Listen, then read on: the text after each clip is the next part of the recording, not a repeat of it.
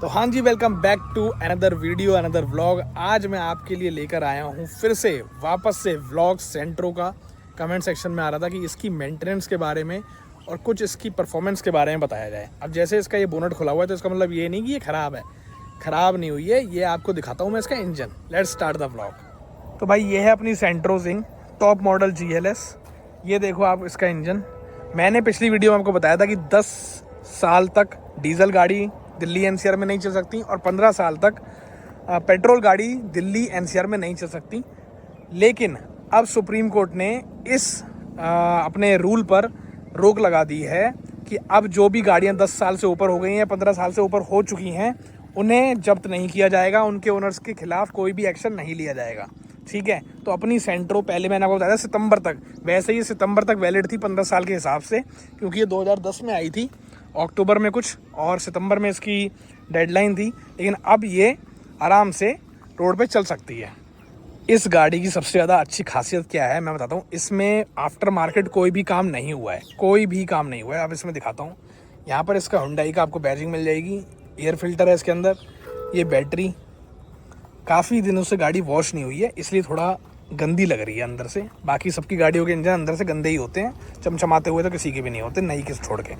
ठीक है, गाड़ी में आफ्टर मार्केट कोई भी काम नहीं हुआ है। अगर आप कहो कि एक भी काम हुआ है, कुछ भी काम गाड़ी में आफ्टर मार्केट नहीं हुआ है, एक भी काम नहीं हुआ। और इसके अंदर हमने CNG फिट करवाई थी 2-3 साल बाद। पिछली व्लॉग में बताया था 2-3 साल बाद CNG फिट करवाई थी, वो भी आपको दिखाता हूँ अभी CNG क्या है इसमें, कैसे लगी हुई है।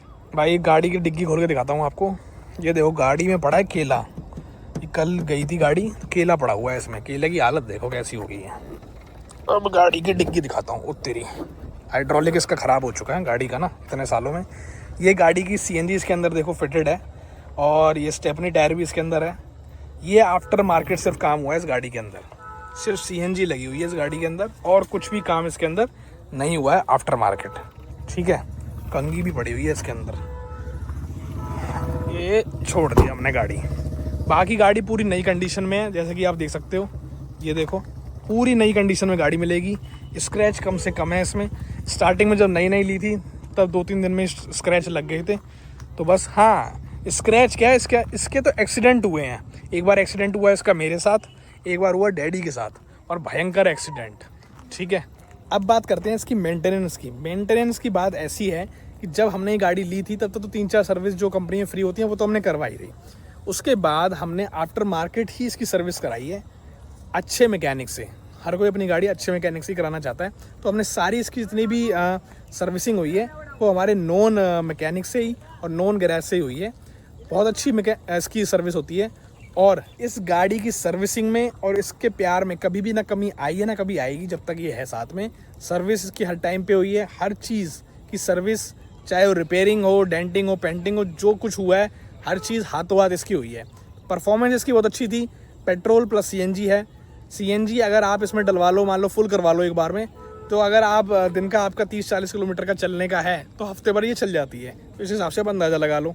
ठीक है, करीब करीब चल जाती है ये 150 किलोमीटर CNG फुल करवाने के बाद।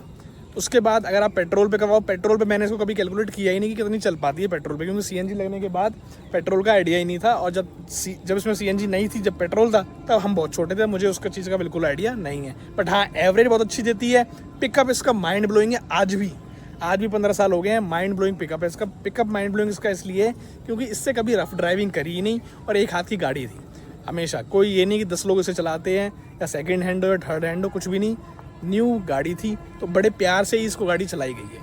अब इसकी बाहर के मार्केट से जब आप सर्विसिंग कराते हो तो कितने पैसे लगते हैं वो मैं आपको बताता हूँ। वो पैसे इसके करीब लगते हैं 3 से 5 हज़ार के बीच में। वो डिपेंड करता है, कभी ब्रेक इशू का प्रॉब्लम होता है कि ब्रेक इशू रिपेयर कराने हैं, तो हर सर्विस में ब्रेक इशू रिपेयर भी नहीं होते। कभी कुछ रिपेयर कराना है, कभी कुछ कराना है। तो जैसे जैसे प्रोडक्ट पड़ता है, मान लो कुछ चेंज करवाना है प्रोडक्ट। अब ब्रेक जो इशू है इसके, ब्रेक शू हैं, इशू नहीं, ब्रेक शू जो है वो चेंज कराने, तो ऑब्वियसली वो महंगे आते हैं।